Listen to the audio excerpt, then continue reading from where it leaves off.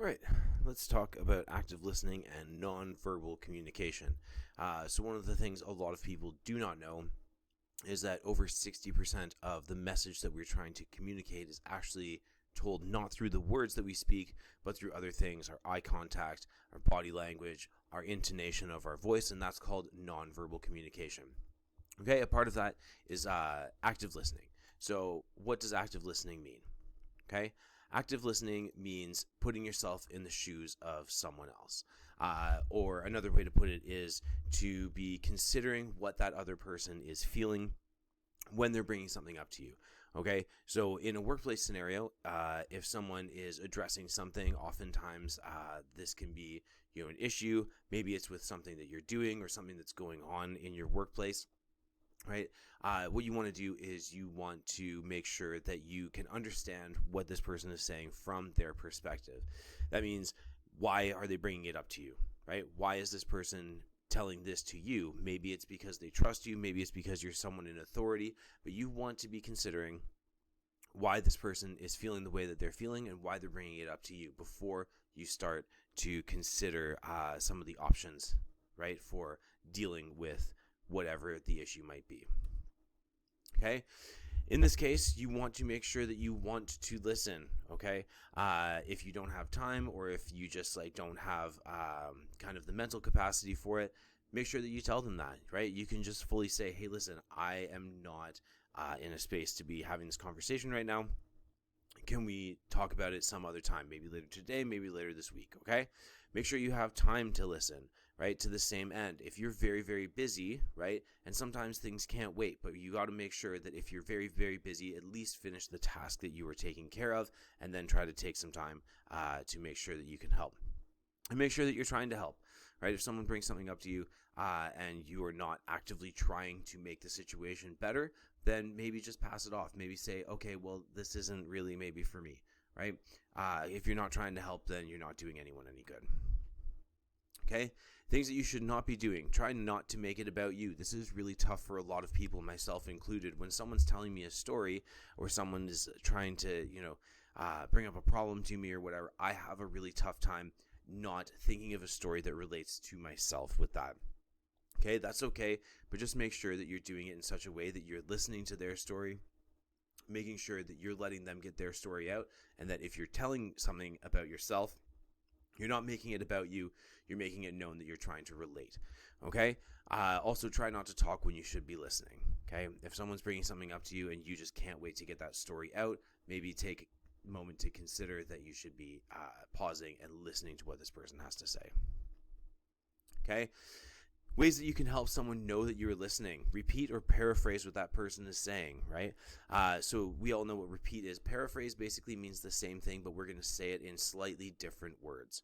Okay? So taking that thing that someone just said to you and then repeating it, but in some different words, that means that they know that not only you've listened to it, but you've also thought about it and taken the time in your head to reassess what it is that they're saying to you. Okay, let them know that you appreciate that they've chosen you to listen. Okay, thank someone. If someone's bringing something up to you, even if it's a problem with you, make sure that you are appreciative of it, right? I always say that criticism is a gift.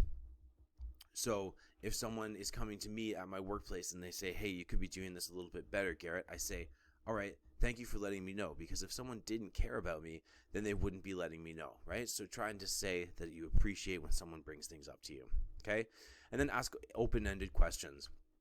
So open-ended questions are questions that do not end with a yes or no answer, okay? So if you were to ask the question, do you like sandwiches? That's a closed-ended question because the answer is yes or no. But if you said, what kind of sandwiches do you like? Someone could say, oh, I really like peanut butter and jelly sandwiches, right? And that's an open-ended question. Or they could answer to that, oh, I don't really like sandwiches. I prefer tacos, okay? So next part is nonverbal communication.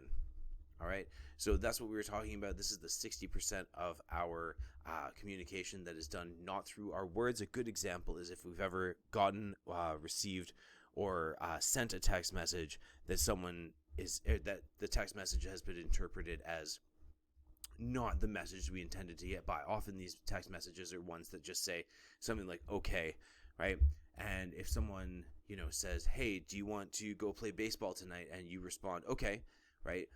In my voice, you can hear, okay, I'm excited, but that person could read it as, okay, right? So this is what I mean by nonverbal communication. Body language is another part of it. The words we say communicate a lot of what we're trying to say, but it's also our intonation, our body language, our eye contact that really, really help with that. Okay? Taking a look at this picture, we've got a really clear example of body language, right? We have the same person in 4 different scenarios. I'm inclined to think that this person is waiting for a job interview, right? And we're looking at the first picture here on the left-hand side. Okay, this person is slouched over. They've got very closed off body language, right? Their whole arms and legs are kind of blocking their torso. They're looking off into the sky like they don't really care. They don't really have a very pleasant look on their face, right? And we look at the next picture, still a little bit closed off, but it's a little bit more opened up. There's a little bit less of a scowl on this person's face, right? And you can still tell that they're maybe a little bit disinterested, but they're not as grumpy as the first photo, right? Then we move on to the third one, right? Body language is opening up in the shoulders, you can see, right? There's still a little bit of a far off gaze, okay? And then in the final one, there's very open body language, very good posture, sitting up straight, right? And some enthusiasm. So thinking about, as an employer, which person you would hire, probably the last two for sure, right?